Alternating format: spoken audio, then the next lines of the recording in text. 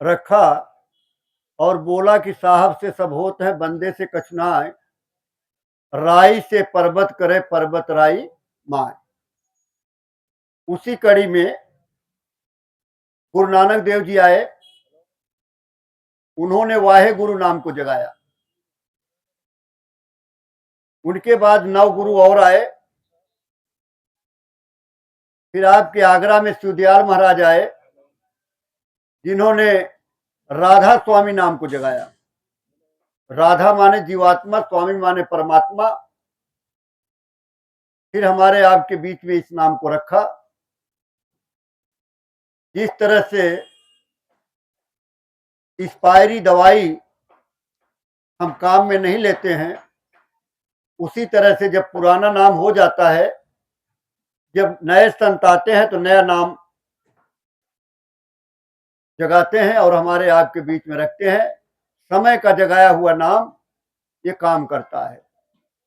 तो जय गुरुदेव नाम उस प्रभु का है, खुदा का, गाड का, उस मालिक का जगाया हुआ नाम है। आप सभी प्रेमी भाई बहन जो भी मेरी आवाज को सुन रहे हैं, जो यहाँ मंच के सामने बैठे हैं, एक बार सभी लोग श्रद्धा से मालिक के नाम को लेंगे। बोलो जय गुरुदेव, जय गुरुदेव, जय गुरुदेव। जय गुरुदेव नाम किसका, जय गुरुदेव नाम किसका, जय गुरुदेव नाम किसका। प्रभु का पावन नाम, प्रभु का प्यारा नाम, प्रभु का जागृत नाम।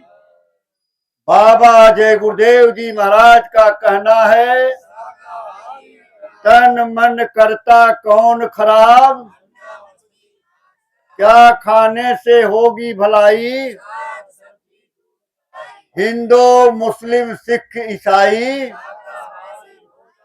हाथ जोड़कर विनय हमारी,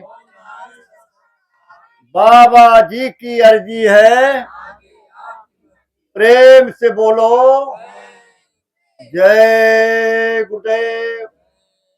कुशन कोई होगा, कुशन।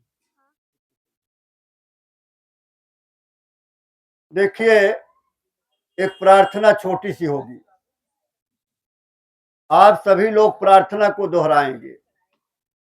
प्रार्थना में यह बताया गया है कि बिना सतगुरु के जीवात्मा का मुक्ति और मोक्ष नहीं हो सकती है। चाहे आप कितने भी जतन कर लो, लेकिन जब तक शब्द भेदी महात्मा नहीं मिलेंगे, तब तक आपकी जीवात्मा का मुक्ति मोक्ष नहीं हो सकता है। चाहे तीर्थ करें, व्रत करें, मंदिर मस्जिद गिरजाघर गुरुद्वारे जाएं, अनेक तरह के बाबा बन जाएं, लेकिन बिना महात्मा के, बिना संत के मिले आपकी जीवात्मा अपने घर नहीं जा सकती है। ये आपका घर नहीं है, ये परदेश में आप रहते हैं। तो सभी लोग उस प्रार्थना को दोहराएंगे और मनन भी करेंगे उस प्रार्थना को। एक बार फिर से मालिक का नाम सभी लोग लेंगे। जय गुरुदेव। कैसे मिलेंगे भगवान सतगुरु के बिना, कैसे मिलेंगे,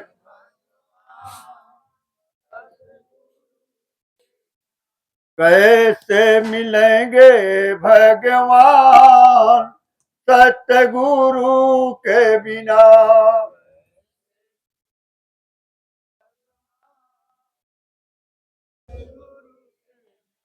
गंगा नहावो चाहे जमुना नहावो, गंगा नहावो चाहे चाहे नहा लो चारों धाम, सतगुरु के बिना चाहे नहा लो चारों धाम, कैसे मिलेंगे भगवान सतगुरु के बिना।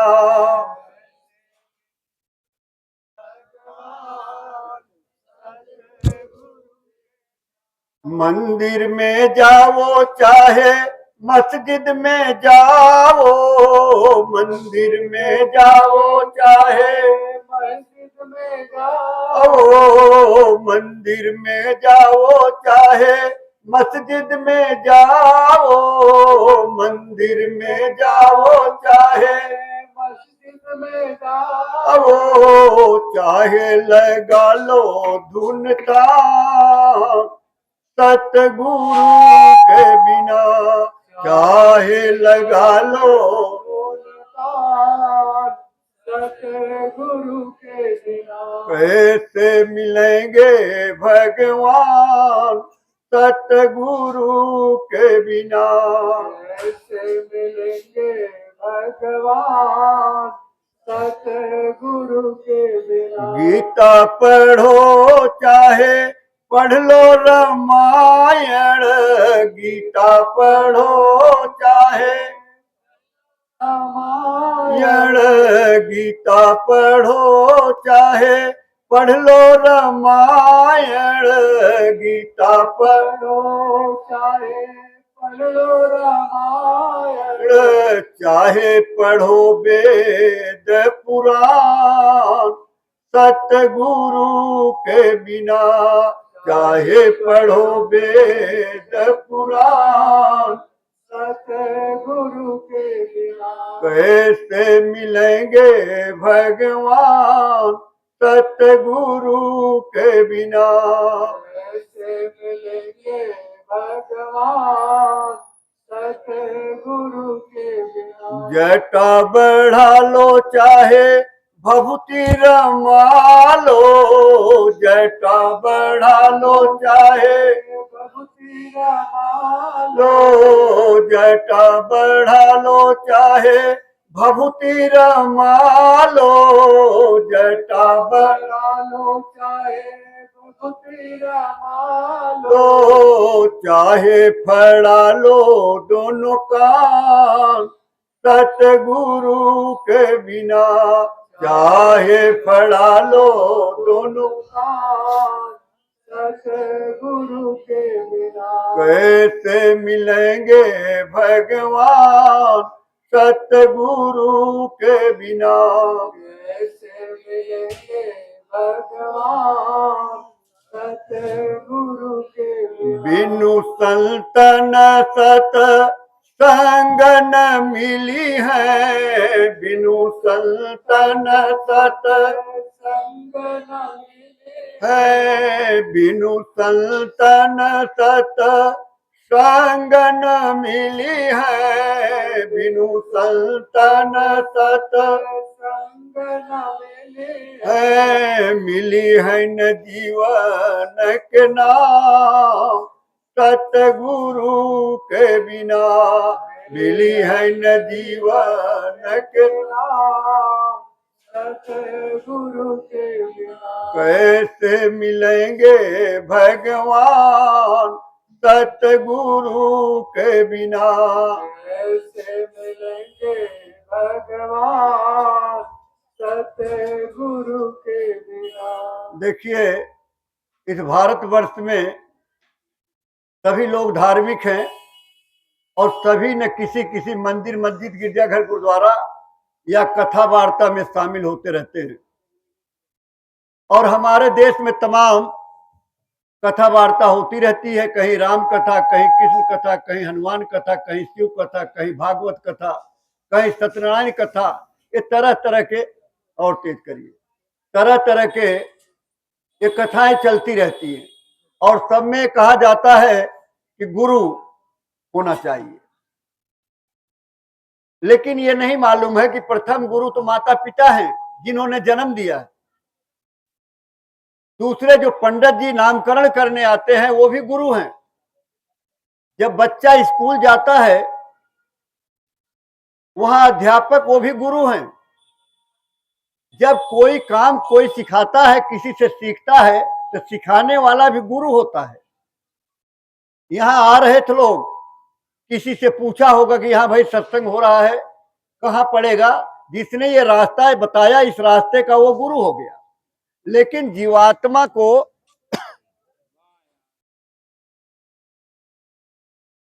जीवात्मा को परमात्मा से मिलाने वाला सतगुरु होता है। ये जय गुरुदेव नाम मालिक का है। इसी सत्संग में कुछ बैठे थे लोग, उनसे जब चर्चा हो रही थी कि गुरु होना चाहिए, और जय गुरुदेव आश्रम मथुरा, जहां गुरु महाराज का आश्रम है, वहां पे उनके एकमात्र उत्तराधिकारी पूज्य पंकज जी महाराज विद्यमान हैं, जो गुरु महाराज के मिशन को आगे बढ़ा रहे हैं। ऐसा मंदिर का निर्माण जो आप तस्वीर में देख रहे हैं, 95% यानी 95% गरीबी रेखा के नीचे रहने वाले अपने 10 रुपए, 20 रुपए, 100 रुपए, 50 रुपए देकर के मंदिर का निर्माण कराया है। ये बरदानी मंदिर है। यहाँ बरकत 25 दिसंबर 2001 से बट रही है। आप अपनी बुराइयों का संकल्प करिए, एक बुराई छोड़िए, आपकी एक मनोकामना पूरी होगी। कैसी भी मनोकामना लेकर के जाएंगे, बरदानी मंदिर में पूरा होगा। एक गुरु महाराज ने कहा, ये मेरे गुरु महाराज का चिन्ह है, हमारा इसमें कुछ मत रखना। ये मंदिर बन करके तैयार हो गया, तो मन में आ गया, भाई चले गए दिल्ली से मथुरा। मथुरा में मंदिर का दर्शन किया, फिर आश्रम का दर्शन किया, गुरु महाराज की कुटिया का दर्शन किया, पूज्य महाराज जी का दर्शन किया। तब तक पता लगा सत्संग होने जा रहा है। अब जब सत्संग उतनी दूर आ ही गए हैं, तो कहने लगे चलो सत्संग सुन लेते हैं। तो सत्संग में बैठ गए। सत्संग हो रहा था। सत्संग के बाद आया कि नामदान होगा, तो नामदान में थोड़ा सा गड़बड़ हो गया कि नामदान क्या है। अरे भाई, कन्यादान, रोशनदान, पानदान, ये सब तो सुना, लेकिन ये नामदान कहां से पैदा हो गया? तो गोस्वामी जी ने बड़ा साफ लिखा कि बड़े भाग्य, नामदान के लिए बड़े भाग्य मानुष तन पावा। और कहा ये नामदान जो है, बिना नामदान के काम, कलयुग केवल नाम आधारा, सुमिर सुमिर नर उतर पारा, वह नामदान। ये नाम नहीं तमाम, वो नाम है जगाया हुआ मालिक का। उस नाम की बात कहा कि कलयुग केवल नाम आधारा, और सुमिर सुमिर नर उतर ही पारा। तो चले गए, सत्संग सुन लिया, नामदान भी मिल गया। कहने लगे अब चिंता करने की जरूरत नहीं है, सतगुरु मिल गए, सत्संग मिल गया, नामदान मिल गया। लेकिन प्रेमी भाई बहनों, बड़े ध्यान से बात को समझ लीजिए कि जरूरत है। घर में आपके खाना बनता है, माताएं बहनें खाना बनाती हैं, अब तो पुरुष लोग भी बना लेते हैं, कोई ऐसी बात नहीं है। नहीं कोई जमुना हरियाणा में चले जाओ तो आज भी बड़े भाई ऐसे जिनको रोटी बनाने नहीं आती, कभी सोचा ही नहीं उन्होंने, कभी बनाया ही नहीं, भूखे रह जाएंगे, रोटी नहीं बनाएंगे। लेकिन वैसे सब लोग तकरीबन आजकल शहरों में तो रोटी बना ही लेते हैं। तो रोटी, अब सब्जी आती है बाजार से खरीद करके, तो क्या करते हैं आप मेहनत करते हो, आप उसको काटते हो, धोते हो, सफाई से कढ़ाई में छौंका उका लगा करके सब्जी बनाते हो, दाल बनाते हो, चावल बनाते हो, रोटी बनाते हो, चटनी अचार भी बना लेते हो, बना करके थाली में सजा करके ले आते हो। इतना तो मेहनत हमारी बहनें ने, माताओं ने किया, इतना सब बना के तैयार किया, थाली में रख दिया, बिना मेहनत के बन गया क्या? हमारी बहनें जरा बताए, बिना मेहनत के बन जाएगा? अरे बोल दीजिए, बनेगा क्या? बिना मेहनत बड़े सर हिलाने से काम नहीं चलेगा। मुंह भगवान ने दिया, बोलिए बनेगा? नहीं बनेगा। आपने मेहनत करके बना के तैयार किया और भाई के सामने ला करके रख दिया, और भाई ने उठा करके हाथी की तरह खा लेंगे क्या? नहीं, मेहनत करनी पड़ेगी, रोटी को तोड़ना पड़ेगा, दाल सब्जी लगा करके मुंह में डालना पड़ेगा। इतनी मेहनत करनी पड़ेगी कि नहीं करनी पड़ेगी? करनी पड़ेगी। इसलिए नामदान, गुरु मिल गए, सत्संग मिल गया, नामदान मिल गया, तो थोड़ी सी मेहनत भी करनी पड़ेगी। क्या करना पड़ेगा? भजन करना पड़ेगा। अरे बिना भजन मुक्ति नहीं मिली है, बिना भजन है, बिना भजन मुक्ति नहीं मिली है, बिना भजन है, मिली है न सत लोक धाम, सतगुरु के बिना मिली है न सत,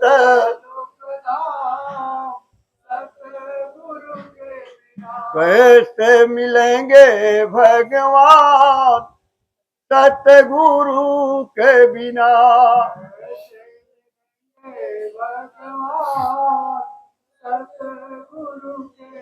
जय गुरुदेव।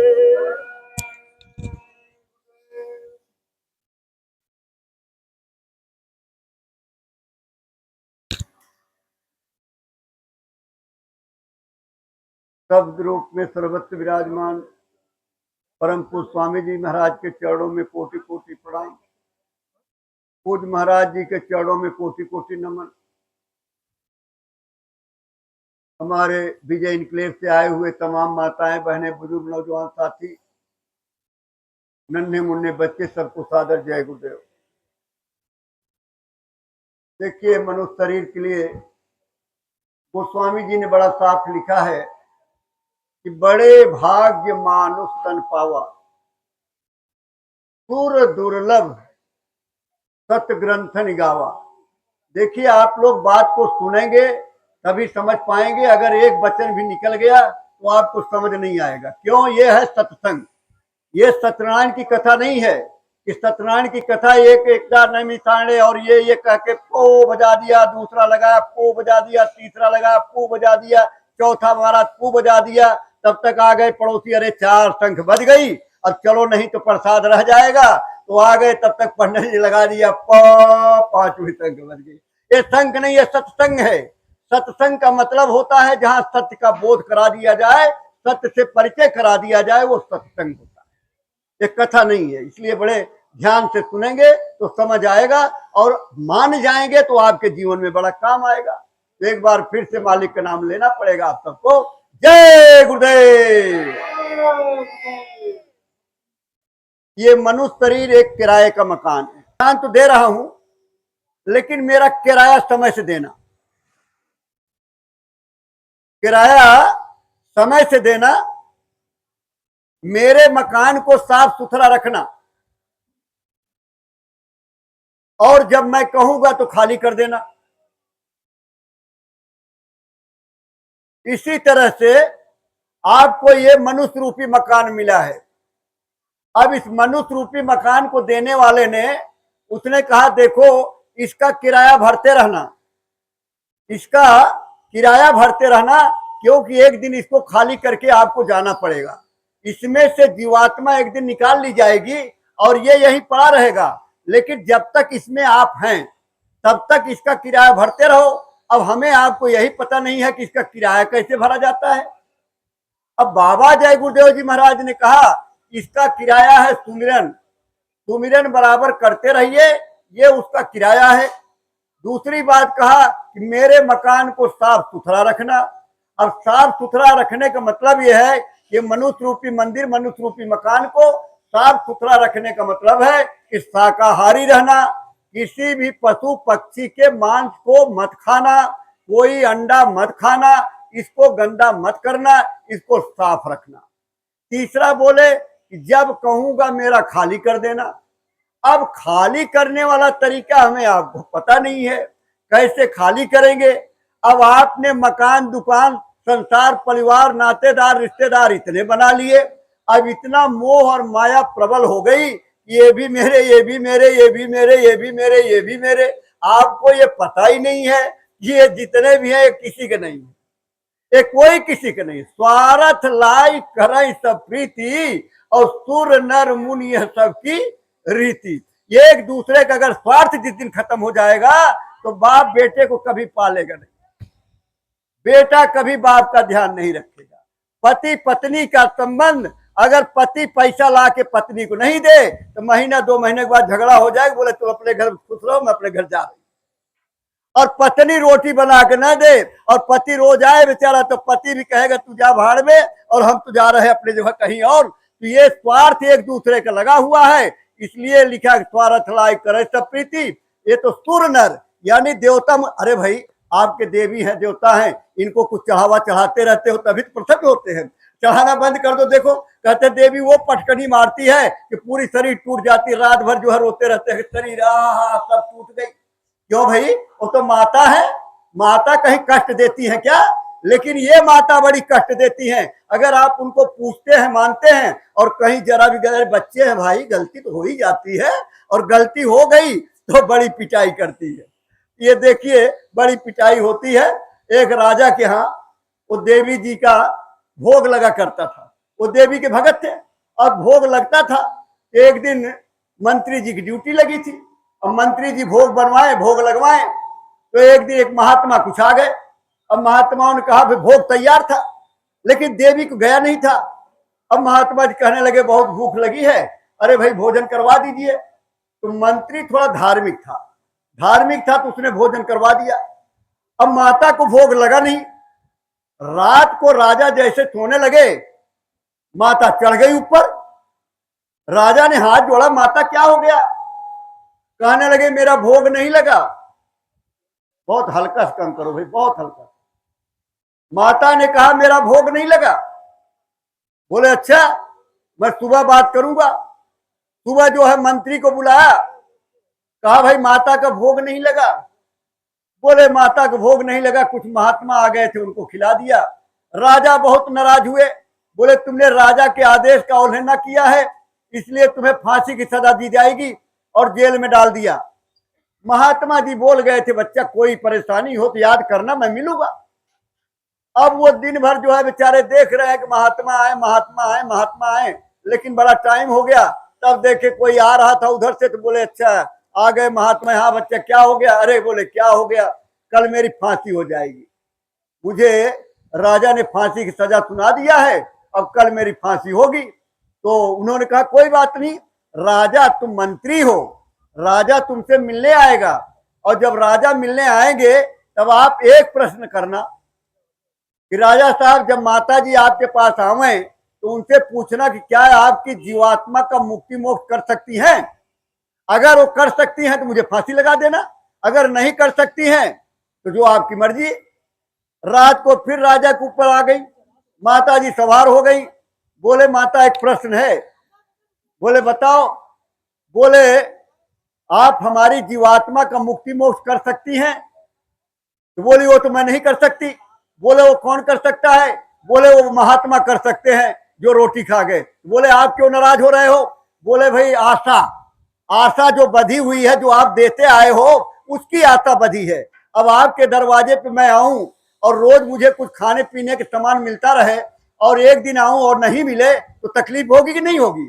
फिर तकलीफ होगी। इसी तरह से हमारे देवी देवता हैं, जब उनको चढ़ावा नहीं चढ़ेगा, उनको नहीं मिलेगा, तो वो भी तकलीफ में नाराज हो जाते हैं। लेकिन हमारा कहने का मतलब है कि जब वो माता है तो नाराज नहीं होना चाहिए। बाबा जय गुरुदेव जी महाराज ने इतना सही तरीके से, सरल तरीके से समझाया कि ये किराए का मकान जो आपको मिला हुआ है ये परमानेंट नहीं है। कोई 10 साल, कोई 20 साल, कोई 50 साल, कोई 100 साल, कोई 10-5 आगे पीछे, ये सबको छोड़ करके जाना। आए हैं तो जाएंगे। राजा रंग फकीर, एक सिंहासन चढ़ चला और एक बधा जंजीर। जंजीर किस चीज की? ये जो आप कर्म करते हो, ये अच्छे बुरे, ये बेईमानी का, चोरी का, छल का और झूठ का दिन रात बोलते रहते हो, और दुनिया भर की झूठ, इतनी झूठ के झूठे पे झूठ, और दुनिया का जो है अपने आस के पड़ोस की निंदा और बुराई, अब ये सब बोझ आपके ऊपर लगता जा रहा है। अब आप समझते नहीं इस बात को, आप तो चटकारे ले लेके मजे आते हैं। हाँ बहनी तो क्या हुआ, फिर क्या हुआ, और फिर क्या हुआ। जब तक पूरी कॉलोनी खबर नहीं आ जाए तब तक चैन नहीं पड़ता। अरे वो तो बात रही गई फलानिया का, फलाने की बात, अच्छा तब उनके घर में क्या हुआ। मत करिए ये सब, नहीं तो उनके गुनाहों के नीचे आप दब जाओगे, उसको कोई माफ नहीं कर सकता है। इसलिए प्रेमी भाई बहनों, आपको जो सुनाने बताने आया हूं वो मेरी बात नहीं है। ये जो तस्वीर रखी है बाबा जय गुरुदेव जी महाराज की, उनके शब्द हैं, उनके वचन हैं, उनका संदेशा लेकर के आपके बीच में उपस्थित हुआ। देखिए एक राजा थे, वो राजा शिकार खेलने गए थे।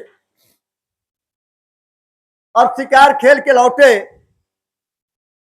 वहां एक पेड़ था बड़ा सुंदर घना, वहां एक महात्मा साधना कर रहे थे। महात्मा साधना कर रहे थे। जो साधना आदमी करता है, समझ लीजिए बात को, ये देखिए दोनों आंखों के मध्य में, जहां ये महिलाएं में बिंदी लगाती है, पुरुष चंदन लगाते हैं, इसी मध्य में यही आपकी जीवात्मा बैठी हुई है। जैसे आपके ये दो आंख, दो कान, दो नाक, इसी तरह से जीवात्मा का एक कान, एक नाक, एक आंख, और ये हमारे कर्मों से जन्म जन्मांतर से जो पर्दा ऐसे काला पड़ता चला गया, और अब ये दिखाई नहीं देता, न सुनाई देता है। लेकिन सतयुग जोगी सब विज्ञानी, सतयुग में जब लोग आए, ये जीवात्माएं उतारी गई, ये सबका पर्दा साफ था। कोई झूठ नहीं, कोई बेईमानी नहीं, कोई छल नहीं, कोई कपट नहीं, किसी प्रकार का व्यभिचार दुराचार नहीं, ये साफ था। और यहीं बैठते थे और सीधा स्वर्ग देखे, बैकुंठ देखे, राम को देखा, कृष्ण को देखा, देवी देवता को देखा, और अपने अनामी धाम जहां के आप रहने वाले हो। आप स्वर्ग के नहीं हो, आप बैकुंठ के नहीं हो, आप जनकपुरी के नहीं हो, आप बंबई के भी नहीं हो, अमेरिका के भी नहीं हो, आप अनामी धाम के हो, जहां काल न जाए। ये बाबा जय गुरुदेव जी महाराज ने कहा कि हम आए वही देश से, अरे जहां तुम्हारो धाम, और तुमको घर पहुंचावना एक हमारो काम। बस इसी काम के लिए आए थे कि आपकी जीवात्मा अपने घर चली जाए, जन्म मरण से आपको छुटकारा मिल जाए। क्योंकि जन्म मरण सबसे तकलीफ देह है, सबसे पीड़ा वाली चीज है। जब बच्चा पैदा होता है तो बहुत दर्द होती है, जब ये शरीर छोड़ के जाना होता है तो बड़ा दर्द होता है। क्यों दर्द होता है? इसलिए होता है कि जो आपने संसार बनाया है, इसको आप छोड़ना नहीं चाहते, और हमने कहा आपने जाने का तरीका सीखा नहीं है, तो बड़ी तकलीफ होती। जैसे समय पूरा होगा, जमराज के दूत आके खड़ा हो जाएगा, बोले चलो चलो अब तुम्हारा समय पूरा होगा। आप कहें नहीं नहीं नहीं नहीं, नहीं हम जाएंगे नहीं। अरे देखो अभी मेरी बेटी ब्याहने के लिए रह गई है, अब बेटा मेरा पढ़ रहा है, ये मेरा घर अभी 2 मंजिल बनाना है, ये रह गया, वो रह गया, अभी नहीं जाऊंगा। वो बोला अच्छा नहीं जाओगे, लो अभी बताता हूँ कैसे नहीं जाओगे। यही गर्दन पे रखेगा लात। बाबा जय गुरुदेव जी महाराज ने कहा यहीं से जीवात्मा को निकालेगा बाहर, और बाहर निकालेगा जब खींचेगा तो तर तर तर तर तर तर तर तर यही पैरों से, देखते नहीं मरने वाले का ये पैर ठंडा होता, कहते ठंडा हो रहा है, समय अब नहीं है, यही होता है। और जैसे जैसे वो संचार खत्म होता है, ऐसे तर तर तर तर आवाज आइटम बम की तरह, और निकाल करके जीवात्मा को बाहर खड़ा कर देता है। ये कहता है कि ये तुम्हारे हैं, जिनको कह रहे हो हमारे हैं, ये तुम्हारे हैं। देखो अभी तुम्हारे साथ क्या करते हैं। अब हिंदू भाई उठाते हैं, कहते राम नाम सत्य है, सत्य बोलो तो गत। अब देखो ये हमने तो बोल दिया, आपने सुन लिया, मतलब समझो क्या है। जब बेटा अर्थी उठाता है तो कहता राम नाम सत्य है, सत्य बोलो तब गति है, अगली बात नहीं कहता। अगर अगली बात कह दे तो आप जूता मारने लगोगे। देखो अपने बाप के लिए बोल रहा है। बोले पिताजी का स्वर्गवास हो गया, अब स्वर्गवास हो गया तो मोबाइल घर घर हो गया है। पिताजी ने फोन तो किया नहीं कि मैं स्वर्ग में बैठा हूँ, बैकुंठ में बैठा हूँ, चिट्ठी पाती भी नहीं भेजी कि मैं कहाँ बैठा हूँ। जब ये पता ही नहीं है तो आप तो शिष्टाचार है कि स्वर्गवास हो गया। अब स्वर्ग में गए, नरक में गए, इसको हमें आपको इतना ज्ञान तो है नहीं, न हमारी ये जीवात्मा की आंख खुली है। अगर जीवात्मा का आंख खुल जाए तो आप बहुत कुछ बता सकते हैं। 7 जन्म पीछे, 7 जन्म आगे, ये सारी चर्चा सब सामने आ जाएगी, क्लियर स्पष्ट, जैसे टीवी देखते हो पिक्चर, ऐसे सामने। इतनी बड़ी पावर, 16 सूर्य का प्रकाश आपकी जीवात्मा का है। इसलिए अब राजा महात्मा जी को साधना में थे तो साधना करते वक्त ये जीवात्मा निकल जाती है, ये शरीर मृत हो जाता है, इसमें जान जब जीवात्मा निकल गई। लेकिन उन्होंने साधना करके अपनी जीवात्मा को आने जाने का रास्ता बना लिया। रोज जाते थे, रोज आते थे। बाबा जी ने कहा बच्चा रोज आओ, रोज जाओ, ये पावर आपके पास है, सिर्फ ये है कि युक्ति होनी चाहिए। हर चीज का एक युक्ति होता है। जैसे कंप्यूटर है, आजकल घर घर में कंप्यूटर लैपटॉप रखते हैं, मोबाइल भी है। अब मोबाइल में कोड डाल देते हैं। अब कोड डाल देते हैं तो बिना कोड का मोबाइल खुल नहीं सकता, बिना कोड का लैपटॉप खुल नहीं सकता। ऐसे एक लकड़हारा लकड़ी काट रहा था जंगल में, पेड़ पे ऊंचे काट रहा था, तब तक देखा बड़े घुड़सवार डाकू लोग, बड़े घुड़सवार आए। एक पत्थर की चट्टान थी और वहां खड़े हो गए, बोले सिम सिम दरवाजा खुल जा। जैसे कहा सिम सिम दरवाजा, उसका कोड था सिम सिम दरवाजा खुल जा, तो दोनों पत्थर ऐसे खसक गए, सारे घोड़े सहित अंदर चले गए। फिर अंदर गए, बोले सिम सिम दरवाजा बंद हो जा, तो दरवाजा बंद हो गया। अब वो लकड़हारा देखता रहा, फिर वहां इंतजार करता रहा। फिर जैसे शाम हुई, अब उन्होंने कहा सिम सिम दरवाजा खुल जा, तो खुल गया। अंदर से सारे बाहर आ गए, अब चले गए, बाहर आए, सिम सिम दरवाजा बंद हो जा, दरवाजा बंद हो गया। अब डाकू चले गए, अब ये भी अजमाने लगा कि अंदर है क्या। लकड़हारा उतरा, गया, बोला सिम सिम दरवाजा खुल जा, तो दरवाजा खुल गया। जब अंदर गया तो हीरे जवाहरात, सोना, पुखार, चांदी सब वहां गजा था। लगा गमछा खोल लिया, भर लिया, तब तक तहमत पहन रखा, तहमत में भी बांध लिया, कुर्ता उतारा, कुर्ते में भी बांध लिया। ये सब बातें बातें, ये भी ले लूं, ये भी ले लूं, ये भी ले लूं, ये भी ले लूं, सब बांध के रख लिया सर पे। और जब गेट पे गया तो कोड भूल गया, कोड भूल गया। अब वो कहे मटर खुल जा, गेहूं खुल जा, चना खुल जा, और ये खुल जा, और वो खुल जा, राम खुल जा, कृष्ण खुल जा, तो काहे खुले? उसका कोड है, जब तक कोड नहीं मालूम है तब तक खुलेगा कैसे? तो नहीं खुला, तो बेचारा फेंक दिया, वो भी फेंक दिया, सर का फेंक दिया, लुंगी की फेंक दिया, कुर्ते फेंक दिया था। बोला अरे अब तो खुल जा। तब तक डाकू लोग भी आ गए। डाकू लोग आए तो कहने लगे सिम सिम दरवाजा खुल जा। अब जब अंदर घुसे, देखे सब तहस नहस हो रखा था, तो बोले यहाँ कोई आया लगता है। तो देखा जो है वो आदमी, तो उसको काट के टुकड़े टुकड़े काट के फेंक दिया। ये समझ लीजिए, इसी तरह से जीवात्मा परमात्मा पाने का एक कोड है। कि बाबा जय गुरुदेव जी महाराज ने कोड को बताया कि भाई अगर अगरबत्ती धूप बत्ती जलाने से पूरे विजय इनक्लेव का दुकान का जितनी धूप बत्ती अगरबत्ती इकट्ठा ले आओ यही, और यही दूध भर दो ड्रम में और सब जुट जाओ, ओम जय जगदीश हरे दूध घी बन जा, बन जाएगा? अरे बोलिए, बनेगा? नहीं बनेगा। दूध को औटाइए, इसके बाद जमाइए, फिर दूसरे दिन दही जमे मथिए, मक्खन निकालिए, फिर जलाइए, तब घी बनता है। इसी तरह से अगर परमात्मा को पाना है तो कोड वर्ड और ये जो रास्ता गुरु महाराज बता रहे हैं कि कैसे भगवान मिलेंगे, उसका तरीका है। जो मैंने भजन की बात कहा है, तो भजन माने भाग चलो अपने घर। ये ढोल बजा के मजीरा बजा के भजन नहीं है।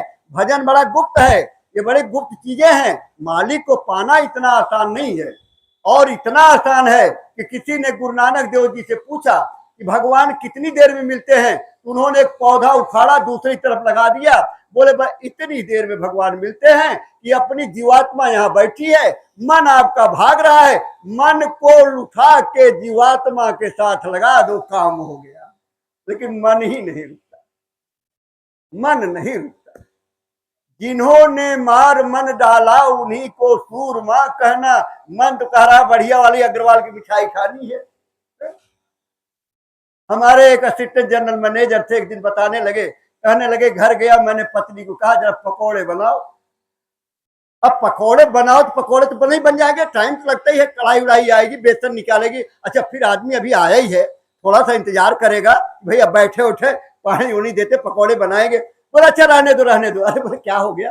अरे बोले नहीं कोई बात नहीं, रहने दो। तो सोची नाराज हो गए इसलिए। अरे बोले नहीं नाराज नहीं हो गए हैं, कोई बात, मन ही तो है। मन ने कहा पकौड़ा खाएंगे और मन ही कह रहा पकौड़ा नहीं खाएंगे। भाई इतनी सी बात है कि मन को रोकना है, मन को एकाग्र करना है। जिन्होंने मन को मना लिया और जीवात्मा के साथ लगा दिया, लेकिन उसके लिए महात्मा की जरूरत होती है। बिना महात्मा, जैसे प्रार्थना में आपको बताया कि बिना सतगुरु के नहीं होगा। आप गंगा सागर चले जाओ, तीरथ चले जाओ, हरिद्वार जाओ, काशी चले जाओ, प्रयागराज चले जाओ। अब हमारे कहते ना कि सारे तीर्थ बार बार और गंगा सागर कहते ही नहीं कहते। अरे मैं कहा जाओ गंगा सागर में बस जाओ, तब भी मुक्ति मोक्ष नहीं मिलेगी, क्योंकि कोड नहीं है, वो तरीका नहीं है। तरीका जो है वो महात्माओं के चरणों में जो नाम बताया कि कलयुग केवल नाम आधारा, जब तक समय का नाम नहीं मिलेगा। अब राम राम राम राम करते रहो, राम राम क्यों हो जाएगा क्या? एक राम दशरथ का बेटा, समझ लो अच्छी तरह से। एक राम घट घट में लेटा, सबके अंदर मौजूद है एक राम, सबके अंदर एक राम मौजूद है। वो कौन सा राम? अच्छा तब लोग एक सेकंड के लिए अपने घर चले जाओ, आ जाओ। मन रूपी राम, ये भी राम है। मन रूप बिन पग चला सुने बिन काना, बिना पग के चला गया घर और वापिस आ गया। एक राम से जगत पसारा, एक राम से जगत पसारा। और एक राम है सबसे न्यारा, एक राम जो जहां से राम आए, जहां से कृष्ण आए, एक राम ये है। और एक राम है सबसे न्यारा अनामी पुरुष अनामी धाम में, जहां वो बैठे हुए हैं, वो कभी आए नहीं है, कभी आएंगे भी नहीं। अब वहां पहुंचने के लिए जो वहां पहुंचा होगा वही तो पहुंचाएगा, जो वहां जानता होगा वही तो पहुंचाएगा। नहीं तो अब राम रहते हुए दशरथ तड़प तड़प के मर गए। मरे कि नहीं मरे? राजा दशरथ तड़प के मर गए। राम को वनवास हो गया था, राजा दशरथ मर गए। भरत जी आए ननिहाल से, पूर्व वशिष्ठ कहने लगे कि मेरी वजह से हुआ है, ये सब मेरी वजह से हुआ है। अगर मैं ननिहाल नहीं जाता और मेरी माँ जो है ये वचन नहीं मांगती और राम को वनवास नहीं भेजती, मुझे राजगद्दी के लिए नहीं कहती, तो मेरे पिता के प्राण नहीं जाते। तो वशिष्ठ ने कहा, सुना हूं भरत, भाभी प्रबल, अस्त जप जस अपजस विद्या, हानि लाभ जीवन मरण अब जब जस अपजस विद्या। ये 6 चीजें, हानि लाभ जीवन मरण जस अपजस, ये सब विधाता के हाथ में, आपके हाथ में नहीं।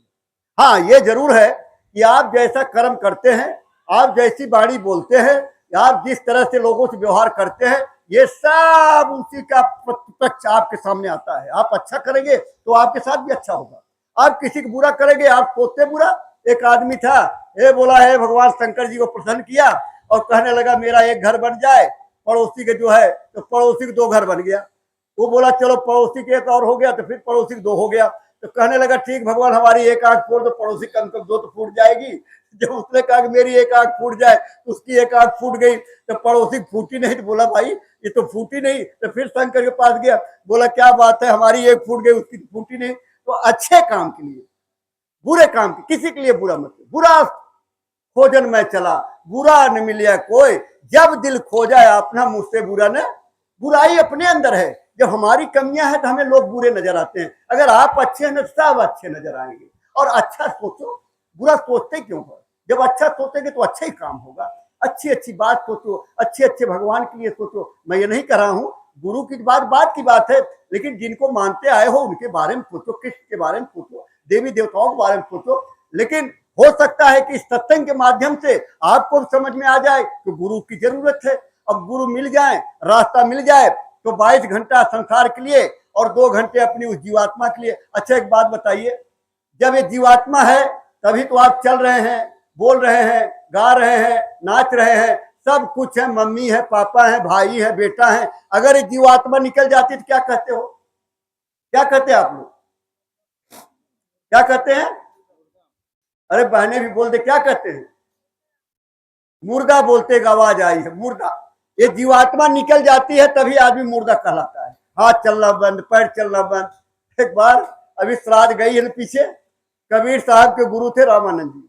रामानंद जी ने कहा को श्राद्ध करनी है, जा दूध ले आ। तो बाल्टी लेकर के कबीर साहब चले गए थे। गाय मरी हुई थी और वहां गए और चारा ले आए, उखाड़ के वहां रख दिए और वहां जो है इंतजार कर रहे। बड़ी देर हो गई, रामानंद देखे कबीर आया नहीं, कहाँ चला गया। तो चले गए, ढूंढते ढूंढते गए, देखे तो गाय मरी थी, वहां बैठे थे। बोले यहाँ क्या कर रहा है? कह रहे दूध के लिए बैठा हूं। बोले तो गाय मर गई है। बोले मर गई? अरे अभी चारा खाएगी, उठेगी, चारा खाएगी, दूध देगी तो लेके आऊंगा। बोले मर गई, अब दूध नहीं देगी। तो बोले गुरुजी जब ये मर गई दूध नहीं देगी तो मरे हुए पितामह पता नहीं कब के गए हुए हैं, ये आपका श्राद्ध उनको मिल जाएगा क्या? उनको मिलेगा? वो नहीं मिलता। ये हमारा कर्मकांड है। 1 लाख श्लोक जिसको कहते हैं वेद, वेद में 80,000 श्लोक कर्मकांड का है। हमारे ब्राह्मणों ने, पंडितों ने उसी का शोध करके हमारे आपके बीच में लाए कि काशी नहाओगे तो ये फल, इलाहाबाद नहाओगे ये फल, हरिद्वार नहाओगे ये फल, सोमवार को व्रत रहोगे तो ये फल, मंगल को रहोगे तो ये व्रत, बुध को रहोगे तो ये फल, इस तरह का विधान बना दिया। और देवी को पूजोगे तो ये फल, नीम में पानी दोगे तो ये फल, पीपल में दोगे तो ये फल। अब हम धीरे धीरे ऐसा फंसाया, उसी फंसने में ऐसे गलतियां करने लगे, अच्छा बुरा कर्म बना दिया। बोले तुम्हें पूरा अधिकार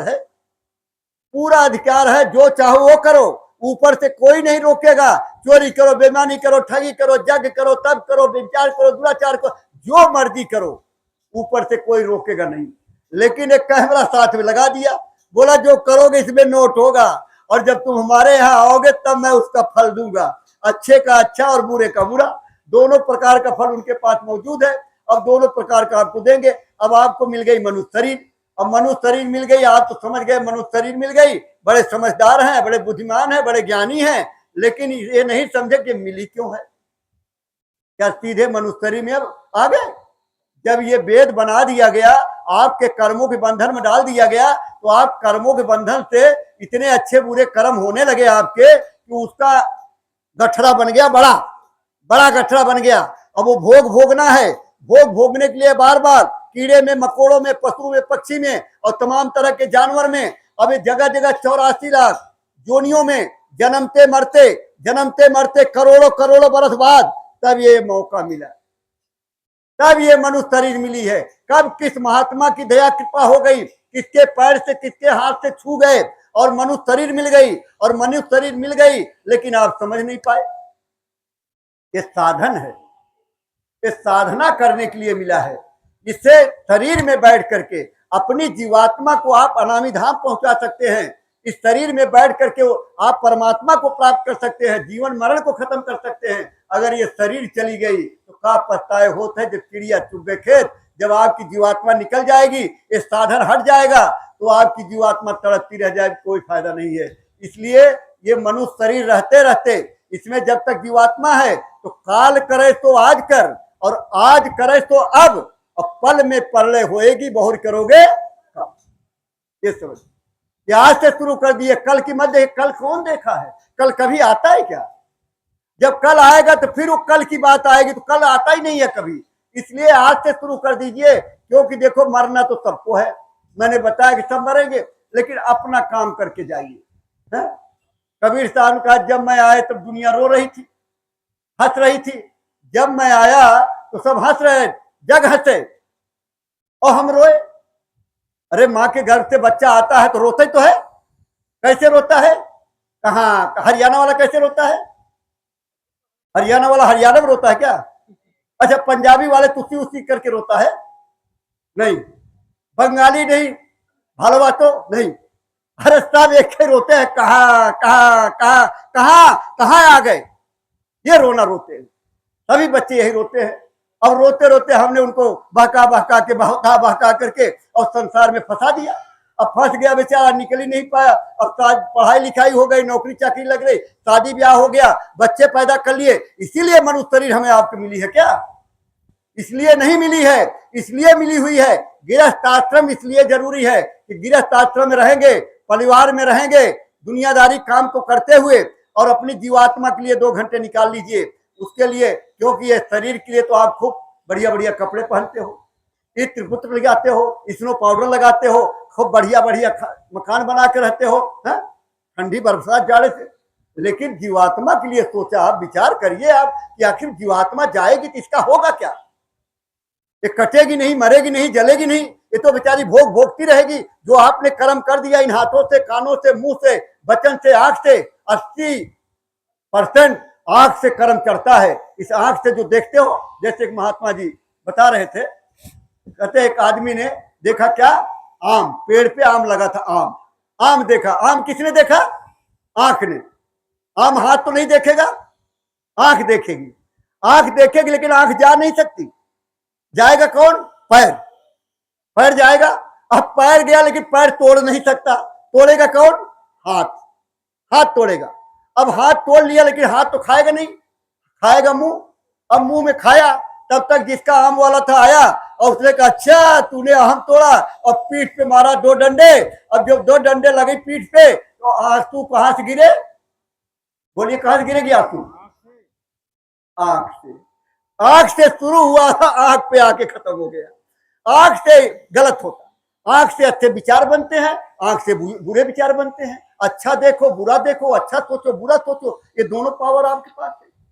तो मैं आपको बता रहा था कि महात्मा जी जब उस पेड़ की छाया में महात्मा जी बैठे थे और राजा ने उसको बुलाया कि भाई मुझे रास्ता बता दो, लेकिन उस साधना में थे। साधना में चूंकि जीवात्मा निकल जाती है, वो नहीं उठे। तो उन्होंने, घोड़े की आदत है जब घोड़ा वोड़ा खड़ा करिए, बैल वगैरह खड़ा करिए तो वो फिर गोबर कर देते हैं, तो लीद कर दिया, तो वही लीद उठा करके महात्मा के मुंह में डाल दिया,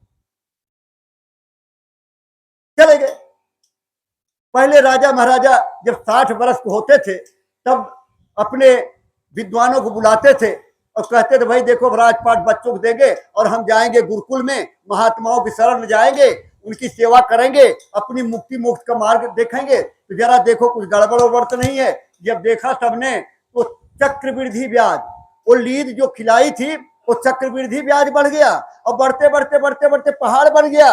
अब पहाड़ बन गया, बोले अरे राजा ये तो सारी लीद आपको खानी पड़ेगी। अच्छा अब लीद खाएगा कौन? आप लोगों ने कभी देखा है गोबड़ौला होता है, गांव के रहने वाले अगर गोबड़ौला गोबर ओबर हो तो वो ढगलाते रहते हैं, वो ऐसे गोल गोल बन जाता है और उसको जो है, अब ये गोबड़ौला कितनी बार जन्म लोगे गोबड़ौला का और तब तक वो और बढ़ जाएगा, तो खत्म हो सकता है क्या? नहीं खत्म होगा। विद्वानों से कहा आखिर कोई रास्ता है? बोले रास्ता तो है। बोले क्या? बोले सब लोग अगर बुराई करने लगे, आपकी बुराई लोग करें तो सबको बट जाएगी। जो मैंने निवेदन किया था कि निंदा बुराई मत करना, तो उन्होंने कहा सब बढ़ जाएगा। तो कैसे बटेगा भाई? इतना धार्मिक राजा, इतना अच्छा राजा, कौन उसको बुरा कहेगा? लेकिन नहीं, ढिढोरा पिटवाया। क्या पिटवाया? 12 वर्ष की ब्राह्मण की कन्या, 60 वर्ष के राजा, 61 के हो गए, 1 साल लग गया इसमें। 60 वर्ष के राजा और 12 वर्ष की कन्या ब्राह्मण की, उससे शादी करने जा रहे हैं। अब बताओ, कोई एक लड़की 12 साल की और कोई 50 साल की आदमी शादी वाला कहे तो लोग गाली देंगे कि नहीं देंगे? हैं? बेशरम हो गया है, पागल हो गया है, शर्माता नहीं, ठठिया गया है। बताओ, बच्ची के साथ शादी कर रहा है, अब जो ही सुने राजा को गाली दे, जो ही सुने राजा को गाली दे। साल बीत गया। अब साल के बाद जब फिर बुलाए गए विद्वान, तो देखा उन्होंने, बोले लीद सब बट गई। मत करो किसी की निंदा बुराई आप लोग भी। बोले लीद बट गई लेकिन आपके हिस्से वाली रह गई। बोले वो कैसे खत्म होगी? बोले कुम्हार है, वो कुम्हार जो है आपको कुछ नहीं बोला, भगत है। तो बोले फिर क्या करूं? बोले जाओ उससे कहो, एक 12 वर्ष की कन्या ब्राह्मण की, मैं उससे शादी करना चाहता हूं, करूं या ना करूं? अगर वो हाँ कर दे या ना कर दे, दोनों में आपका काम बन जाएगा। राजा सवेरे सवेरे पहुंच गए, देखे वो पूजा करके कुम्हार निकल रहा था, तो कहने लगे भाई मैं एक ब्राह्मण की 12 साल की कन्या है और उससे शादी करना चाहता हूं, करूं या ना करूं? तो पता क्या बोला कुम्हार? अरे राजा, तुम शादी करो चाहे मत करो, लेकिन तुम्हारे हिस्से वाली लीद मैं खाने वाला नहीं हूं। ये समझ लीजिए, ये होता है साधक, ये होता है संत के शरण में रहने का। जब वो मार्ग दिखा देते हैं तो आप गलत फंसते नहीं हो। इसलिए प्रेमी भाई बहनों, एक तो जो है निंदा चुगली मत करो, दूसरे झूठ मत बोलो। एक महात्मा थे, एक चोर आ रहा था, चोर ने महात्मा को रोक लिया, बोले निकालो। अब महात्मा ने कहा बच्चा हम तो महात्मा आदमी, हमारे पास क्या है, हमारे पास तो कुछ है नहीं, लेकिन चोरी क्यों करते हो, चोरी छोड़ दो। बोले नहीं नहीं नहीं, मैं चोरी नहीं छोड़ू, चोरी नहीं छोड़ूंगा। बोला अच्छा कोई बात नहीं, चोरी मत छोड़ो, झूठ मत बोलना। वो बोला हाँ ये बात पक्की है, झूठ नहीं बोलूंगा, लेकिन चोरी नहीं छोड़ सकता। महात्मा जी चले, चोर चला आगे। उधर से राजा भेष बदल के आ रहे थे, उन्होंने आवाज लगाई कौन? अब उसने वादा किया था झूठ नहीं बोलूंगा। अब बोले चोर। चोर बोला आप कौन? राजा ने कहा मैं भी चोर। अब दोनों मिल गए, बोले चलो दोनों मिलके चोरी करेंगे। अब दोनों मिलके चले गए। राजा ने कहा गुप्त रास्ता, पता ही था राजा थे, गुप्त रास्ते चले गए, तिजोरी तक पहुंच गए, तिजोरी तोड़ दी। अब उसमें निकला 3 लाल। 3 लाल जब निकला तो उसको तोड़ा नहीं जाता था। लाल पहले जमाने में चला करते थे, तो मुहर चला करती थी सोने की इस तरह का, तो लाल होता था। तो बोले कैसे बटे? तो एक एक बांट लिए, एक उसी में छोड़ दिया। अब मेन दरवाजे की तरफ रास्ता, अब उधर जा रहे। अब गार्ड लोग, सिक्योरिटी, कौन? चोर कहा है चोर। बोला पागल है पागल, अरे चोर कहीं चोर कहेगा। अब वो निकल गए। राजा ने कहा भाई नाम पता तो दे दे, कल फिर कहीं चलेंगे चोरी करने। तो नाम पता ले लिया। सवेरे हल्ला मच गई, चोरी हो गई, चोरी हो गई, चोरी हो गई। अब मंत्री भागा भागा गया, तिजोरी टूटी थी, एक लाल पड़ा हुआ, कहने लगा चोरी हो गई। तो सब चोरी उठा के लाल जेब में रख लिया। आया राजा साहब ने, चोरी हो गई, सिपाही चले गए हैं, खोज हो रही है, पता नहीं लग रहा है, पता लग जाएगा। राजा ने बोला दरबार लगा हुआ, बोले फलाने गांव में फला आदमी है, उसको जाओ बुला के लाओ। दो सिपाही चले गए, देखा बेचारा उधर वो आ रहे हैं, बोला लगता है राजा के यहाँ पता लग गया चोरी का, सिपाही आ रहे हैं। सिपाही आए, बोले फलाने कौन है? अरे बोला तो मैं ही हूँ। बोले राजा के यहाँ चोरी हुई, तुम्हें मालूम है? बोला वो तो मालूम है मुझे। बोले किसने चोरी किया? बोला वो तो मैंने किया। अब सिपाही तो बड़े खुश हो गए, बोले हवलदार की फीस लगेगी, अब तो प्रमोशन हो गई मेरी। अब लेके आए राजा के यहाँ। अब राजा से पूछा, अरे तुमने चोरी की? बोले हाँ सरकार, चोरी तो की। अकेले की? नहीं नहीं, दो किया, दो थे हम। तो क्या चोरी किया? कहने लगे तिजोरी तोड़ दी। अब उसमें दो लाल था, अब एक लाल जो है, अब तीन लाल था, तीन का बंटवारा नहीं हो रहा था, एक एक ले लिए, एक उसी छोड़ दिए। तो राजा ने कहा मंत्री जेब की तलाशी करो। मंत्री कहाँ गया लाल? जब जेब की तलाशी लिया तो लाल निकल गया। अब लाल निकला तो बोला असली चोरी है, असली चोरी है। मंत्री को जेल हो गई, और एक बात महात्मा की मान गए, झूठ बोलना छोड़ दिया, उसको मंत्री बना दिया। अरे प्रेमी भाई बहनों, आप भी अपना झूठ, ठीक है एक कलयुग में इस तरह का प्रभाव है, लेकिन आप अपनी जगह अगर सत्य हैं तो सत्य कभी हारता नहीं है। परेशान तो होगा लेकिन सत्य कभी हारता नहीं। इसलिए आपसे हाथ जोड़ के प्रार्थना और विनती है कि आप लोग झूठ मत बोलें। काम, क्रोध, मद, लोभ, अहंकार, ये 5 दुश्मन आपके साथ लगे हुए हैं। धीरे धीरे इस पे जो है आप काबू पाइए, इसको धीरे धीरे छोड़िए। मैं ये नहीं कह रहा हूं आज ही छोड़ दो, लेकिन जब छोड़ना चाहेंगे तो 10% आप छोड़ दीजिए, 90% अपने आप छूट जाएगा, ये समझिए। बाकी रही गरीबी अमीरी की, तो देखो गरीबी अमीरी है आपका प्रारब्ध। आपके कर्मों में आपने कैसे कैसे कर्म किए हैं, उसके हिसाब से आपका जीवन मिला है। अच्छे घर में मिला है, पैसे वालों के यहाँ मिला है, मीडियम दर्जा मिला है, गरीब में मिला है, सड़क वाले पे मिला है, भीख मांगने वाले पे मिला है। ये हमारे कर्मों का ही फल है, भगवान के हाथ कुछ नहीं। भगवान ने आपके कर्मों के अनुसार से बनाया, और बना करके हमें आपको भेजा। हमें आपको जब भेज दिया कि गरीबी अमीरी कोई बीमारी नहीं, कोई परेशानी नहीं है, अपने अपने जो है किस्मत का, प्रारब्ध का लोग अपना ले रहे हैं और पा रहे हैं। और चाहे राजा है चाहे रंक है, एक दिन सबको उसी स्मशान घाट जाना होगा। चाहे राष्ट्रपति मर जाएं, अगर राष्ट्रपति जा रहे हैं उनको भी मुर्दा कहा जाएगा, हम जाएंगे तो हमको भी मुर्दा कहा जाएगा, तब कोई नहीं कहेगा राष्ट्रपति जा रहे हैं। इसलिए सब बराबर, वहां पे सब बराबर, उस मालिक के यहाँ कोई जाति नहीं, कोई पाति नहीं। और यहाँ हमने जाति पाति बना दिया। वहां से कहा जाति पाति पूछे ना कोई, और हरि का भजय तो हरि का कोई। ये समझ, जाति पाति का कोई नहीं। गुरु महाराज ने कहा कि यहाँ जाति पाति, वहां कोई जाति पाति थोड़ा ही है। अरे यहाँ मस्तक पे लिखा थोड़ा ही है। अब कोई बच्चा गुम हो जाए और किसी के यहाँ पल जाए तो उसको बेचारे को क्या पता ये मुसलमान है, हिंदू है, सिख है या ईसाई है, लेकिन उसने पाल लिया तो जो असली माता पिता है वो तो भूल गया बेचारा। अब नए जो माता पिता उनको मम्मी पापा कहने लगा। इसी तरह से हम आप अपने असली माता पिता को तो भूल गए और नकली माता पिता यहाँ बन गए, इन्हीं को अपना कहने लगे। ये भी मेरा, ये भी मेरा, ये भी मेरा, तो मैं नहीं, मेरा नहीं, और ये तन किसी का है दिया, और जो कुछ मेरे पास है वो धन किसी का है। बच्चा जब पैदा होता कुछ लेके आता है क्या? लाता है? नहीं लाता। मुट्ठी बांधे आया है, हाथ पसारे जाएगा। विश्व विजेता सिकंदर, विश्व का विजेता था सिकंदर।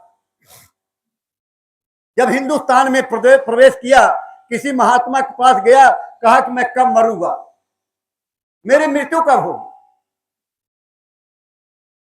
महात्मा ने कहा जिस दिन आसमान सोने को हो जाएगा, जमीन लोहे को हो जाएगी, उसी दिन तुम मर जाओगे। उसने कहा न तो आसमान सोने को होगा, न जमीन लोहे की होगी, और मैं मरूंगा नहीं। तभी तो लूटपाट करना शुरू कर दिया, मार काट शुरू कर दिया। अब जब कर्म खराब करने लगता है आदमी तो उसको सजा मिलती है, और उसकी सजा उसको जब मिली, जब वो बीमार हो गया, बड़े बड़े हकीमों ने कहा कि अब आप बच नहीं सकते हैं। उसने कहा मैं अपनी माँ से बड़ा प्यार करता हूँ, बड़ा प्रेम करता हूं, मैं एक बार अपनी माँ का दर्शन करना चाहता हूं। उस समय जो है पानी की जहाज से जाती थी, अब वो महीनों लग जाते थे। तो बोले आपके पास समय नहीं, आप बच नहीं सकते। उसको हाथी का जो हौज होता है वो नीचे उतार दिया गया समुद्र के किनारे, उसमें लेटा दिया, ऊपर से छत्र जो छाया के लिए होता है वो रख दिया। सिकंदर देख रहा वो सोने का था, उसने बोला अरे आसमान सोने का, और जब देखा नीचे तो लोहे का, तब बोला मैं बचूंगा नहीं बच। उसने बुलाया अपने सिपह सलारों को, कहने लगा मैं अब बचूंगा नहीं, जब मैं मर जाऊं उनमें ताबूत बनता लकड़ी का, जैसा आप लोग देखते हैं हमारे फौज के लोग जब खत्म हो जाते तो उनको पेटी में लाया जाता है। तो बोला उसमें दोनों हाथ की जगह काट करके दोनों हाथ बाहर कर देना, जिससे लोग देखें ये सोने चांदी हीरे जवाहरात सड़क पे बिछा देना कि विश्व विजेता सिकंदर ये भी खाली हाथ चला गया, खाली हाथ, कुछ लेके नहीं गया। जब वो कुछ लेके नहीं गया, बड़े बड़े महल, बड़े बड़े मुगल बादशाह वो चले गए, आज कबूतर और कौआ घूमते हैं, वहां कोई रहने वाला नहीं है। आप क्या समझते हैं आपने बनाया है ये महल या कमरा या मकान, ये कितने दिन आपके साथ रहेगा ये हमें आपको मालूम है क्या? ये बाबा जय गुरुदेव यही हैं जिन्होंने कहा है दिल्ली से राजधानी चली जाएगी। तो आप क्या समझते हो द्वारका का 20 करोड़ की कोठी 20 पैसे नहीं मिलेगी, नोट कर लेना, मेरी बात को लिख लो। ये बाबा जय गुरुदेव ने कहा है ऐसा समय आ जाएगा दिल्ली से राजधानी चली जाएगी, दिल्ली का होगा क्या, तब आप समझना क्या होगा। मैंने एक आर्टिकल पढ़ा था, उस आर्टिकल में लिखा था कि 20 साल बाद दिल्ली का टेम्परेचर 60 हो जाएगा, 60।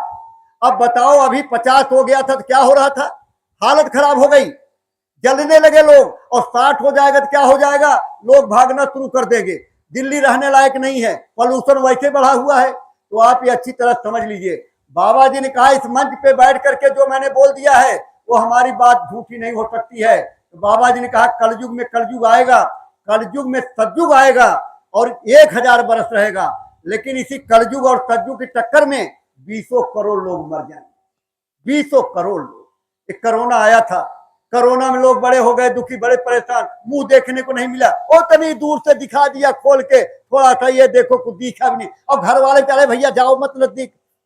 इतना जान प्यारी है, इतना जान प्यारी है, चाहे पति रहा हो चाहे पत्नी रही हो, लेकिन नहीं नहीं छूना नहीं भैया, जान प्यारी है। अरे आपकी आ जाएगी तो कौन सा रोक लोगे, आपको भी जाना पड़ेगा।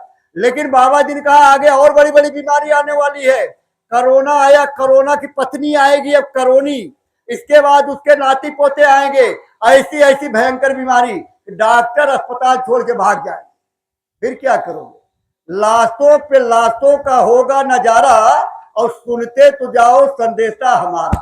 ये बाबा जी ने कहा कि लाशों पे लाशें पड़ी रहेंगी, घर घर उठाने वाले मिलेंगे न यार, जमाना बदलेगा, कहें जय गुरुदेव पुकार, जमाना बदलेगा। जमाना तो बदल के रहेगा, वो तो हो ही नहीं सकता, लेकिन कहा काल ब्याल से वही बचे जो सतगुरु ध्यान। सूर सागर में सूरदास जी ने लिखा कि रे मन धीरज क्यों न धरे, संवत 2000 के ऊपर ऐसो जोग पड़े, पूरब पश्चिम उत्तर दक्षिण चौं दिस काल फिरे, अकाल मृत्यु जग माही, प्रजा बहुत मरे, और काल ब्याल से वही बचे जो सतगुरु ध्यान, रे मन धीरज क्यों न धरे।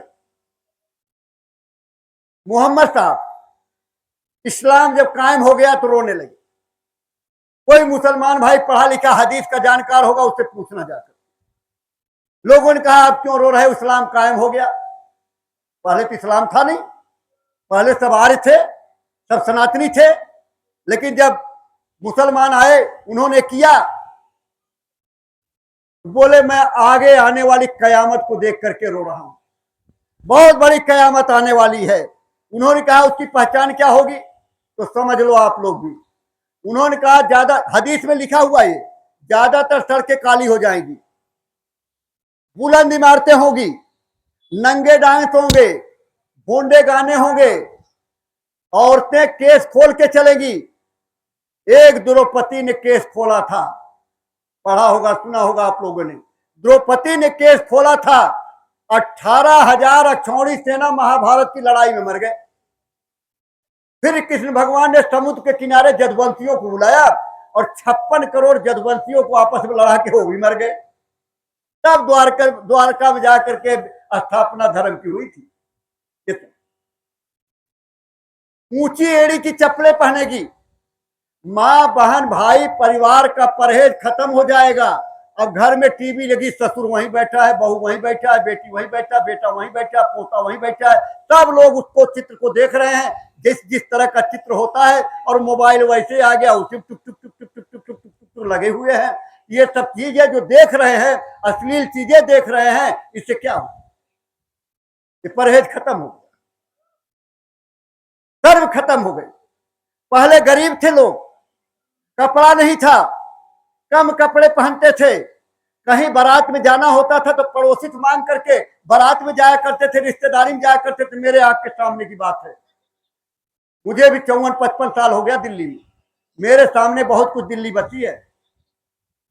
लेकिन आज आज जब हमारा रईस की बेटियां, कौन जिम्मेदार है, चली जाती है कनॉट प्लेस, चली जाती है सरोजिनी नगर, वो चिथड़े वाले कपड़े खरीद लाते 50-50-100 रुपए के, वो पहन के घूमती हैं और कहते रईसी झलक रही है। हमारे मीडियम और मध्यम वर्ग की जो बहनें बच्चियां हैं, वो तो कपड़े सलीके के पहनती है, सूट सलवार, लेकिन बड़े बड़े घरों की लड़कियां क्या पहनती है, इसका जिम्मेदार कौन है? हम आप इसके जिम्मेदार हैं। हमारी बेटी ऐसे कपड़े पहन के जा रही है, उसकी जिम्मेदारी क्या पड़ोसी की है क्या? इसलिए बाबा जी ने कहा अपने बच्चे के अंदर संस्कार डालिए, अच्छे संस्कार घर में पढ़ते हैं, उसको सत्संग में लाइए, अच्छी अच्छी बातें सुनेगी, अच्छे विचार बनेंगे, अच्छा समाज बनेगा, अच्छा देश बनेगा। नहीं तो नहीं बन सकता। अगर इसी तरह से चलता रहा तो देखिए, जैसा खाए अन्न वैसा रहे, जोर से बोलिए, जैसा खाए अन्न वैसा रहे। सब कहते हैं जैसा अन्न खाओगे, जैसा पिए पानी वैसा रहे पानी, जैसा खाए अन्न वैसा रहे। अब अन्न की जगह आप पशु का भोजन करने लगे। मुर्गी के अंडा, बोले शाकाहारी है, घोंट करके उसको बढ़िया सा पी लिए, तावे पे चढ़ा करके बना लिए, बोले आमलेट बन गया, है खा लिए। अब वो भी अन्न गिन दिए आप। अब मन कैसा रहेगा? पशुवत भोजन आपने किया, पशु का आहार किया, तो आपके अंदर पशुवत व्यवहार आ गया, आपके खून में पशु का खून मिल गया। आप जो खाते हो उसका आपका मांस बनता है, खून बनता है, मज्जा बनता है, और उर्वरक जो है वो निकाल के बाहर कर देते हैं सवेरे, उसी से आपके अंदर ताकत आती है। अब वो सब जब बना तो जानवर का खून खाया तो आपके अंदर जानवर का खून हो गया, आदमी खून खत्म। देखिए इसका प्रमाण, अभी यहाँ ये मौर्य जी हमारे बैठे थे, इंजीनियर हैं। अब इनके यहाँ लोग काम करते हैं, एक मुसलमान भाई काम करते थे, वो बीमार हो गए। रोज भैंसा मुर्गा खाते थे, रोज शराब भी पीते थे। अब वो जो है बीमार हो गए, डॉक्टर ने जवाब दे दिया तो घर ले आए। घर अब मौर्य जी ने फोन किया, भाई आ क्यों नहीं रहे हो? कहने लगे वो बीमार हो गए, डॉक्टर ने जवाब दे दिया है। अब इनको पता था कि वो खाता पीता बहुत है, ये गए जानवर वाले डॉक्टर पर। देखो आप मत चले जाना, अगर आप जाओगे तो जानवर वाला डॉक्टर आपको दवाई नहीं देगा, क्योंकि वो आदमी की दवाई क्यों देगा? लेकिन उसको पता ही नहीं है कि आपने मांस इतना खा लिया जानवर की कि आपके अंदर का खून खत्म हो गया, जानवर का खून बन गया। तब इन्होंने कहा, गए जानवर वाले डॉक्टर, वो बोला पागल हो रहे हो, अरे आदमी की दवाई जानवर की खिलाएंगे क्या? तब इन्होंने उसको गुरु महाराज की बात को समझाया कि देखो इस तरह से, और मनुष्य के शरीर में जब पशु का है तो खून बेमेल हो जाता है, और वो खून पशुवत हो जाता है। जब वैसा इलाज होगा तभी तो ठीक होगा। तो उसने बात समझ के दवाई दे दिया, और वही दवाई खा तो बंदा ठीक हो गया, और आज भी मौजूद है। ये समझ लीजिए, अब आप बीमार रहने लगे। अब आज से बीमारी इतना ज्यादा पड़े, अब आप परहेज नहीं करते, परहेज होता ही नहीं। पहले कुत्ता देखते हैं, कुत्ता का संगठन इतना बढ़िया है कि गली में 10-20 कुत्ते होते हैं। अब एक कुत्ता भाव किया, 20 कुत्ता इकट्ठे हो जाते, होते कि नहीं होते? इकट्ठे, इतना बढ़िया, कोई लिखा पढ़ी नहीं है। बस ये कुत्ता भूखे नहीं, सारे कुत्ते इकट्ठा।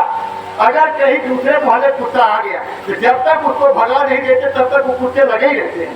लेकिन उनका देखिए नियम, मजाक मत समझना इस बात को, थोड़ा बुरा लगेगा आप लोगों को, लेकिन सच्चाई सामने रख दे रहा हूँ। बाबा जी ने मुझे मन से कहा तो मैं भी आपको बता दे रहा हूँ इस बात को।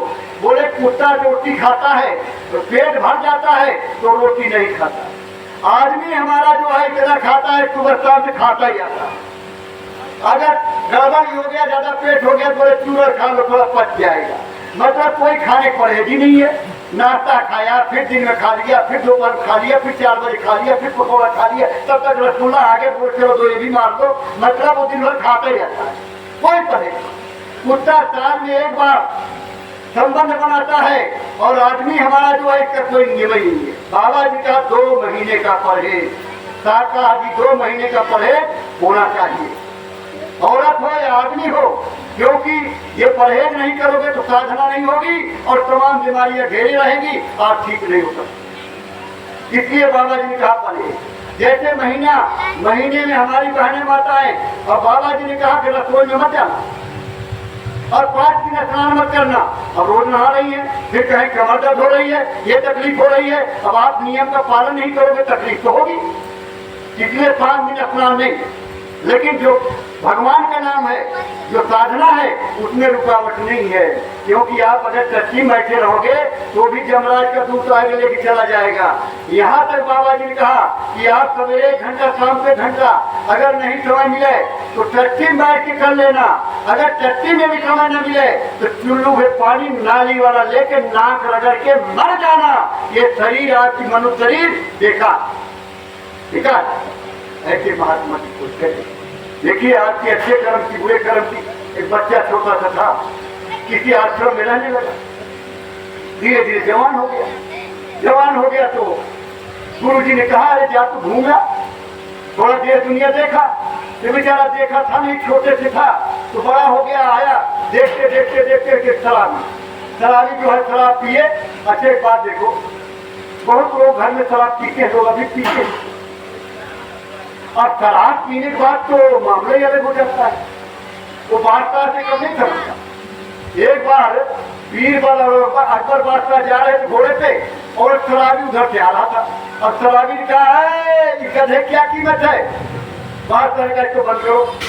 बंद कर दिया। सवेरे दरबार में पेश किए गए, हाँ बता भाई गधे क्या कीमत? कह रहे सरकार, उसको व्यापारी रात से चला गया, रात को चला गया, जब उतर गए तो चला गया। तो चला गया, वो शराब पिया, उठा के मारा। तब तक एक आदमी उधर जा रहा था, गाड़ी पे कुछ लिए, इतनी बड़ी पोटली वहां गिर गई। शराबी दौड़ के उठाया। अब वो सन्यासी खड़ा था, उसने खोला तो सोना और चांदी और हीरे और रुपया उस गठरी में। अब वो ऊपर देखा, सामने सन्यासी हला बड़े जोर से बोला, देख देख देख, शराब पीता हूँ, मस्ती मारता हूँ, फिर भगवान दे रहा है, भगवान दे रहा है।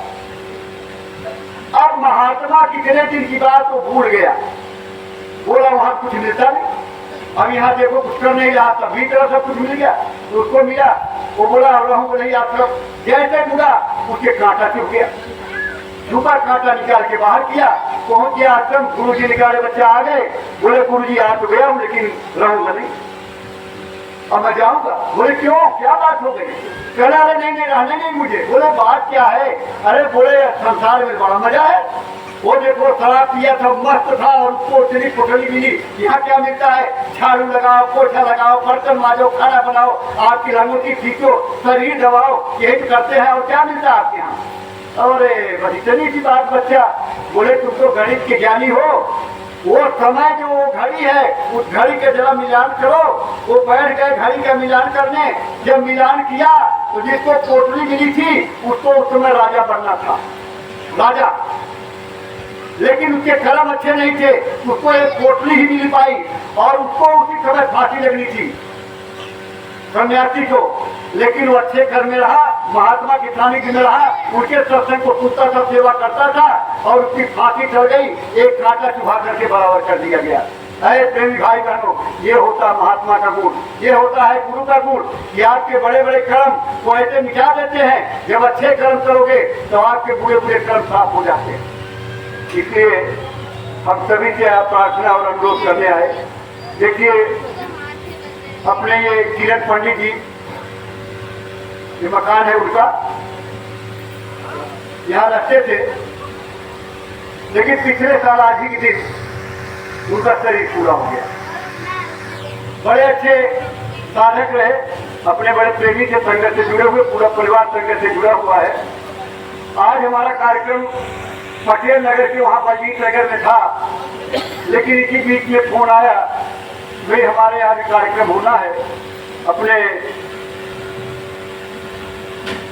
यशवंत बच्चा है जिसके पिताजी बैठे हैं, तो उनकी यशवंत की माँ से मिली होगी, तो इन्होंने कहा सत्संग कराना है, पुण्यतिथि आ रही है। हमको नहीं मालूम था कि पुण्यतिथि कब है, क्योंकि अपने नहीं याद रहता है तो कहाँ से याद रहेगा, माफ करिएगा, कई चीजें नहीं याद रहती है। जब हमारे से बात हुई तो कहने लगे हमारे यहाँ तो शाम को भी हो जाए कोई बात नहीं है, ये सत्संग अगर उनके नाम से सत्संग हो रहा है बड़ी बड़ी बात, बहुत बड़ी बात, क्योंकि नौटंकी, नाच, जागरण, तमाम चीजें सब करवा देते।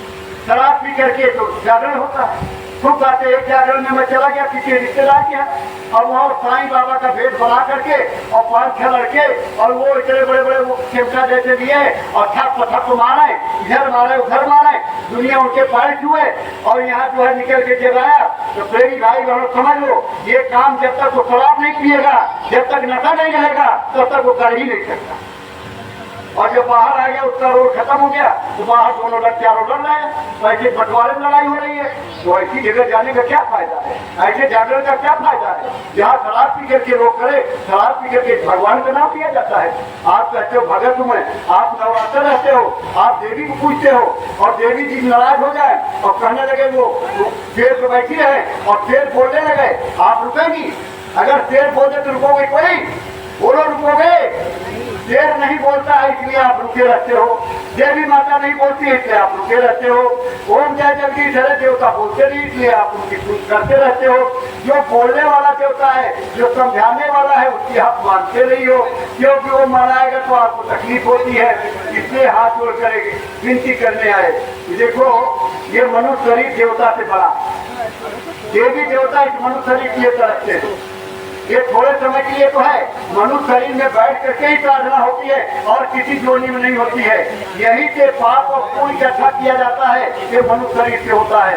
बाबा जी ने कहा आपका अच्छा और बुरा एक भी अगर कर्म रहेगा तो आपको इस मनुष्य मृत्यु लोक में आना ही पड़ेगा उसका भोग भोगने के लिए। इसलिए महात्मा आपके अच्छे बुरे दोनों कर्मों को जला देते हैं और जला करके आपको पाप का, देखिए जीवात्मा इतनी छोटी और जाने का रास्ता भी इतना सकरा, तो गुरु में मिल करके जब जाते हैं तभी पहुंच पाते हैं, नहीं तो चींटी के अंदर भी वही जीव और हाथी के अंदर भी वही जीव। वो जीवात्मा इतनी छोटी होती है, इसलिए आज तक डॉक्टरों ने नहीं पता लगा सके कि जीवात्मा रहती कहाँ है। लेकिन संतों महात्माओं ने साधना करके जब पाया तो सब कुछ देखा, तब जा अंगुली मार डाका, नाम सुना होगा आप लोगों ने, वाल्मीकि डाका करते थे, जोड़ते मारते थे, काटते थे। एक दिन नारद भगवान आ गए, नारद भगवान ने कहा बच्चे सब क्यों करते हो? कहने लगे हम अपने परिवार को पालते हैं। तो बोले आपका परिवार आपका साथ देगा? बोले क्यों नहीं देगा? तो बोले जाओ पूछ के आओ। बोले अच्छा मैं वहां चला जाऊँ और आप यहाँ रास्ता नाप लो? बोले मुझे पेड़ में बांध दो। पेड़ में बंधवा लिया, चले गए अपने माँ से, बाप से, पत्नी से, सबसे कहा कि मैं जो चोरी डकैती करता हूँ इसमें आप सहयोग करेंगे? तो सबने कहा हम कैसे करेंगे, जो जैसा कर्म करेगा वैसा फल देगा। भगवान ने तो गीता का किया, इसमें तो हम कुछ कर नहीं सकते हैं, ये तो आप ही भोगोगे। तो भागे आए, चलो मुझे गए, तो वहीं नारद जी ने उनको नामदान दे दिया। नामदान देने के जब साधना में वाल्मीकि लगे जो है साधना में मुनिमार, और धीरे धीरे धीरे साधना चल गई, दीमक लग गए, तभी उनका नाम पड़ गया वाल्मीकि। और जब साधना खत्म हो गई तब लोगों ने कहा उल्टा नाम जपत जग जाना और वाल्मीकि भय ब्रह्म समाना।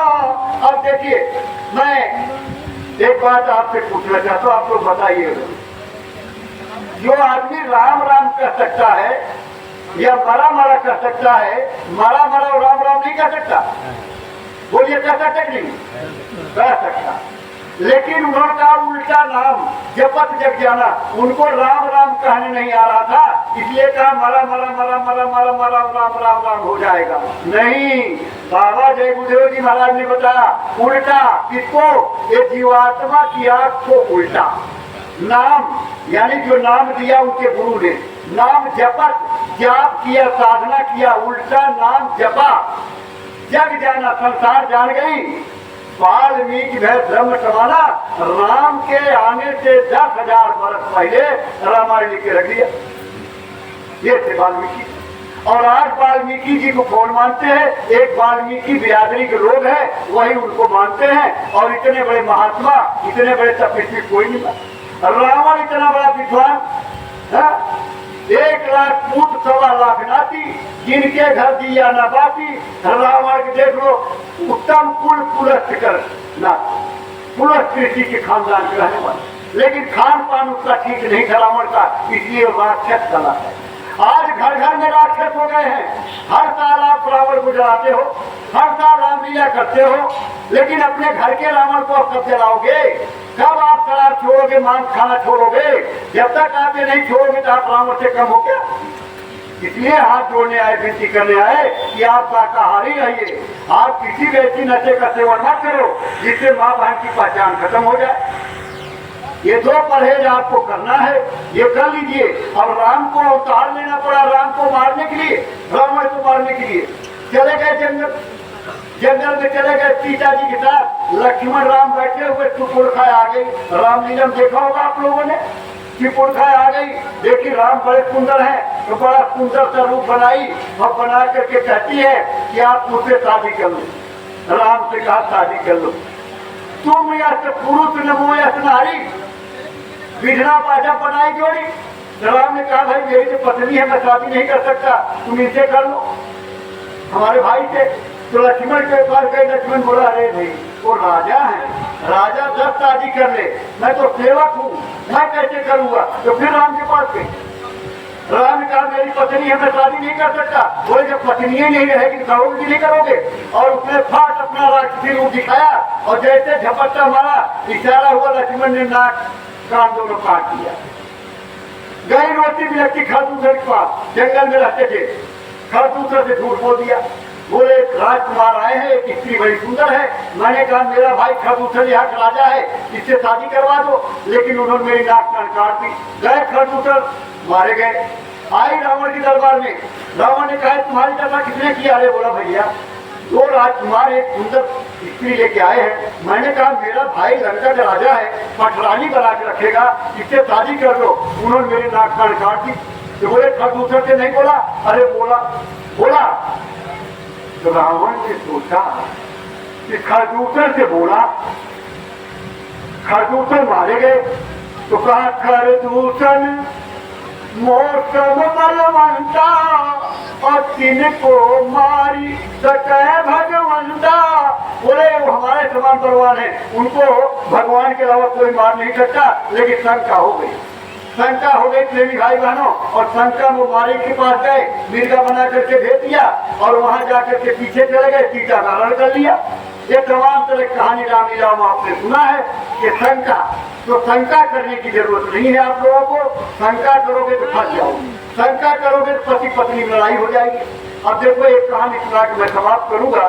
शंका की बात, ये दूत, तमाम दूत ढूंढते रहते हैं, वो सब एक दूत मिल गया किसी को, कहने लगे भैया कौन हो? कहने लगे मैं काल का दूत हूँ। बोले तुम्हारी ड्यूटी क्या है?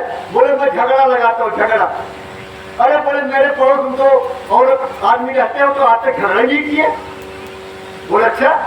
पहुंच गया उनके घर, पहुंच गया, जवान लड़की और जवान थी। कहने माता जी जरा गिलास पानी देना। अब वो बिगड़ गई। अच्छा देखो पार्लर में चले जाओ, 80 बरस की बुढ़िया माता भी हमारी, वो भी जवान बनने का 18 साल की बनती है, खूब बढ़िया काला कूदा करवा करके बढ़िया जब और उनको माता जी कह दो तो उनको बड़ा बुरा लगता है। मैं यही करोड़ बाग में जा रहा था, मैं लड़का था, मतलब 17-18 साल का रहा होगा, साइकिल से जा रहा, साइकिल उधर से अधेर से थे, सारे बाल पके हुए थे। मैंने उनको भूल से बाबा कह दिया। मैं कहा बाबा टीबीए कॉलेज का है, बस बाबा तो बिगड़ गए, मैं बाबा लग रहा हूँ, मैं तुम्हें बाबा लगता हूँ, मुझे बाबा बोल रहे हो। अब साथ चले साइकिल चलाते बोले जा रहे। अब आज कोई माता जी कहने पर बुरा, मैं बोला तुम्हें माता जी नजर आ रही? अरे बोला बहन जी पानी एक गिलास ले लीजिए। पानी ले आई, जैसे घूट पिया, क्या हो गया? नहीं कुछ नहीं। अरे क्या हुआ? अरे कुछ जिनका पड़ गया? नहीं कुछ नहीं। बताइए ना क्या हुआ? अरे बोले क्या बताऊं, ये जब पानी पिया तब मुझे पता लगा कि तुम्हारा पति पिछले जन्म में नोनिया था। अब देखिए पत्नी बिगड़ गई, ऐसे कैसे कर दिया? अरे बोले मुझे मत, मैं तो पानी पिए पता लगा कि तुम्हारा पति लोनिया है। अब ऐसा है, जब वो आता है, जब सोने लगे तो चाट के देखना, उसकी शरीर नमकीन लगे, समझ लोनिया है। अब बीवी को शंका हो गई। अब देखिए शंका ऐसी खतरनाक चीज होती है। अब शंका हो गई, आगे गया तो पति मिल गए। भाई साहब नमस्कार नमस्कार नमस्कार, और कैसे हैं? भैया ठीक है, और सब ठीक है। अरे कहा ठीक है, तुम तो जाते थके मारे सो जाते हो, रात भर तुम्हारी पत्नी तुम्हारी चाटती रहती है, पिछले जन्म में कुटिया थी वो, अब वो बिगड़ गया, बोला ऐसे बोल। अरे हमें मत छोड़ो, तो तुम सो जाते हो, चाटती रहती है। अब शंका दोनों बढ़ गई।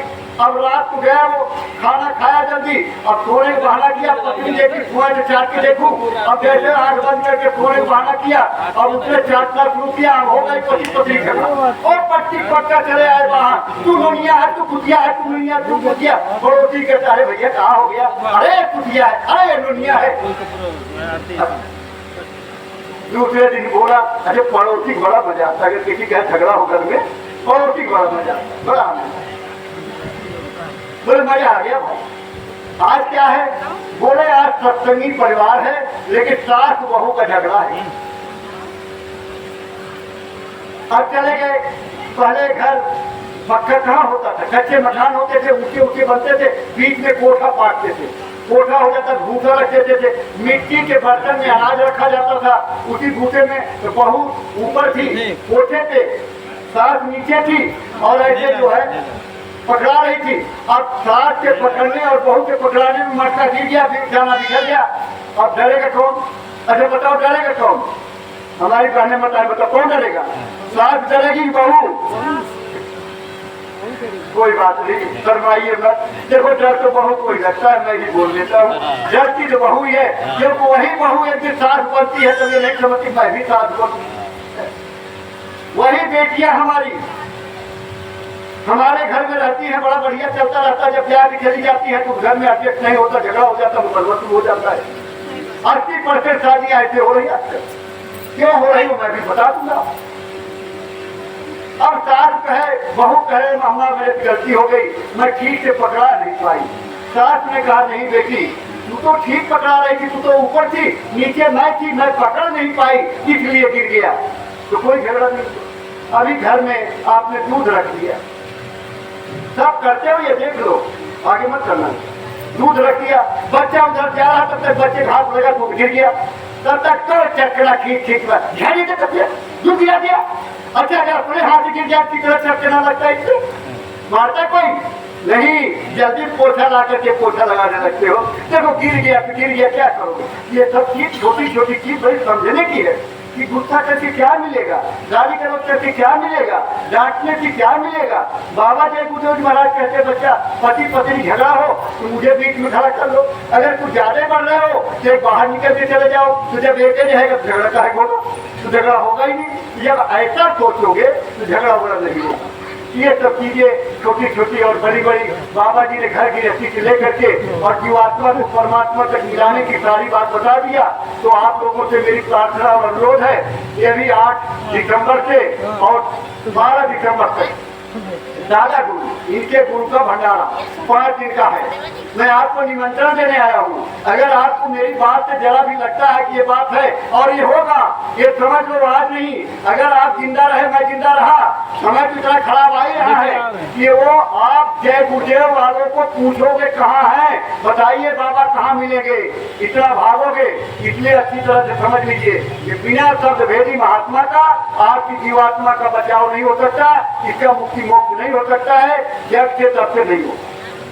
इसलिए आपको निमंत्रण देने आया हूँ। देखिए यहाँ पे इनका परिवार है, किरण पंडित जी का, विश्वास पंडित है, उनकी बिटिया है, ये सब लोग हैं, उनकी श्रीमती जी हैं, सब लोग हैं। इससे पता ले लो, एड्रेस ले लो। बाकी चौहान साहब यहाँ के अध्यक्ष हैं। इस सागरपुर क्षेत्र के एरिया जिला कहलाता है। यहाँ सब मैं भी आपके पड़ोस में यही आ गया हूँ, थोड़ी दूर पे ही। आप लोग आइए, वहाँ रहने की खाने की व्यवस्था होती है, डेरे लगाए जाते हैं। ये मत करना, अच्छा वहाँ बड़े जोर जोर बोल रहे थे और यहाँ अंधेरा तो लगा दिए है, सोने के लिए गड्ढा भी नहीं है। तो देखो वो है परमार का रास्ता, वहाँ तकलीफ उठानी पड़ती है।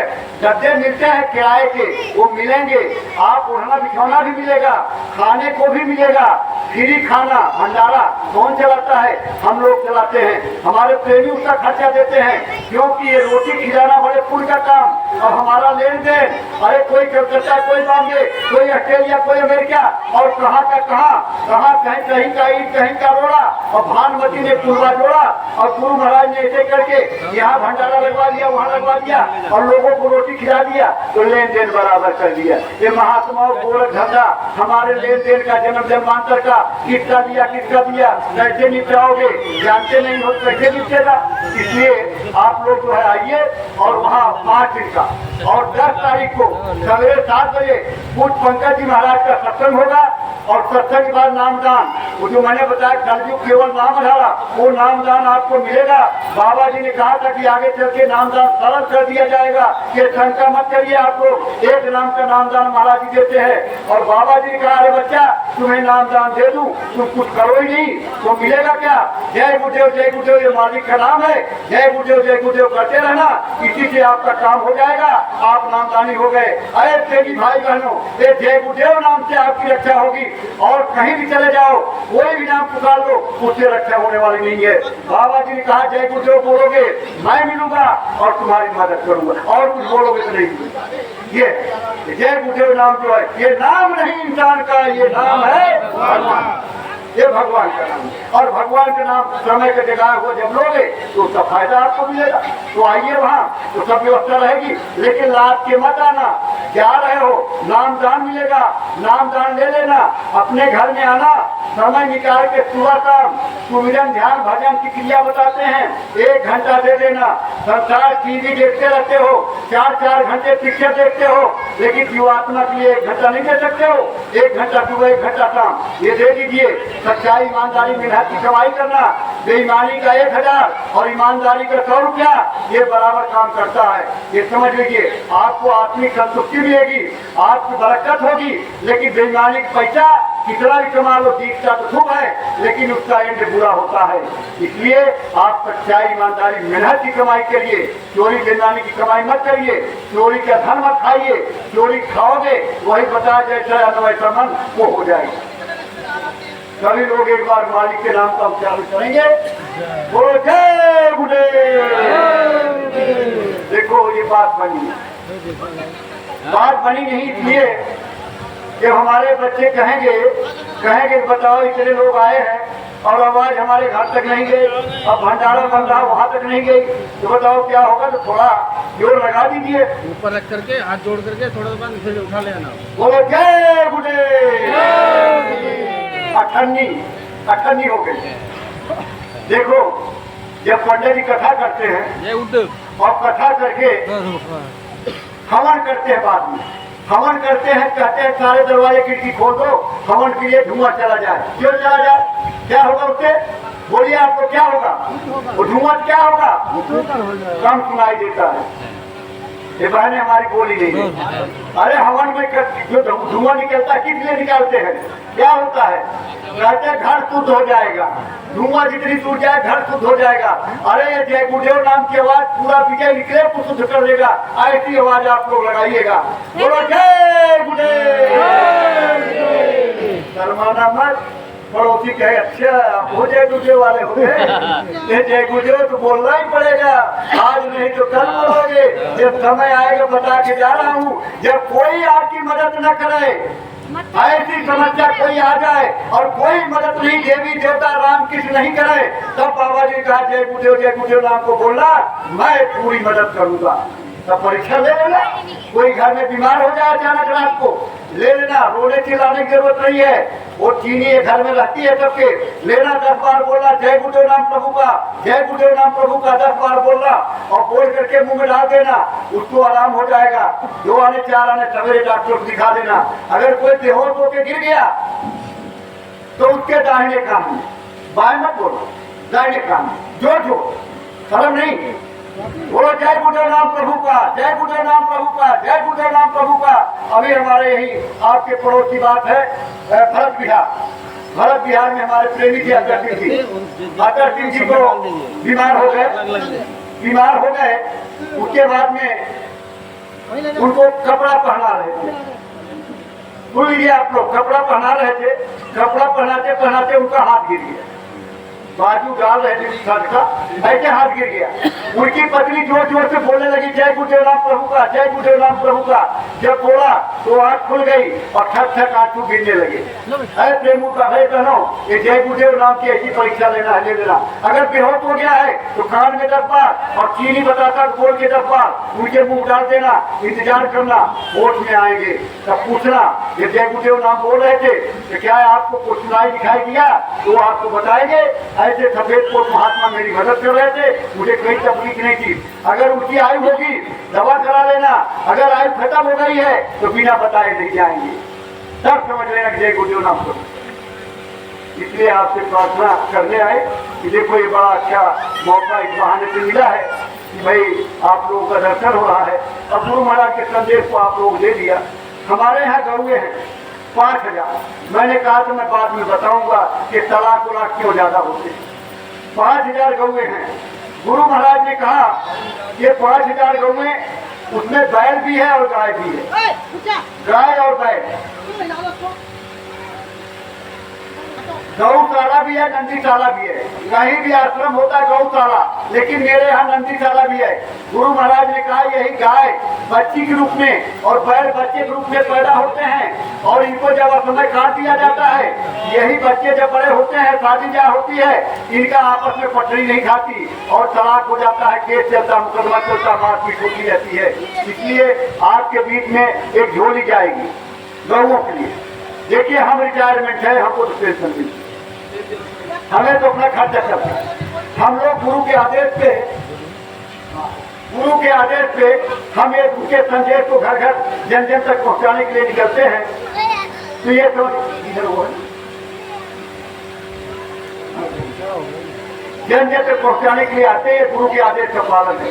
अरे मात पिता और गुड़ की बानी, अब इनका जो है आदेश का पालन भक्ति है। अब माता पिता बीमार हैं, अब आप पानी नहीं पूछो और मरने के बाद इतनी मोटी अगरबत्ती धूपबत्ती खुदा दो और मेरे पिताजी थे स्वर्गवासी हो गए, उससे क्या होगा। जीते जी माता पिता का सेवा करनी चाहिए। इसलिए गुरु के जीते जी जो आदेश निर्देश होता है वो करना चाहिए। तो आपके बीच झोली जाएगी, अगर कुछ गौओं के लिए डालना डाल देना, नहीं तो हाथ जोड़ लेना, अनादत मत करना। जरूरी नहीं है डालना ही है, नहीं है तो आप हाथ जोड़ लीजिएगा। एक प्रार्थना होगी, प्रार्थना के साथ साथ ये झोली चलती रहेगी। एक बार सब लोग मालिक के नाम लीजिए, जय गुरुदेव, जय